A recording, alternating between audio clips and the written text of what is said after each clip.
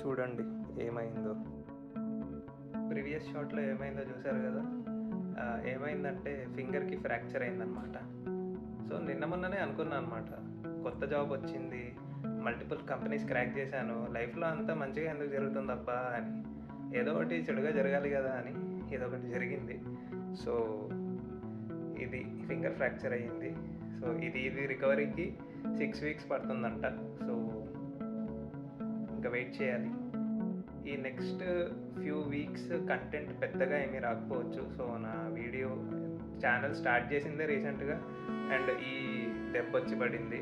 Content బాగా post చేద్దాం అనుకుంటే, సో ఈ చిన్న లైఫ్ అప్డేట్ ఇద్దామని ఈ షార్ట్ తీస్తున్నాను అనమాట. Okay, bye, piece.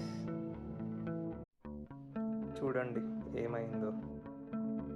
ప్రీవియస్ షాట్లో ఏమైందో చూసారు కదా. ఏమైందంటే ఫింగర్కి ఫ్రాక్చర్ అయిందనమాట.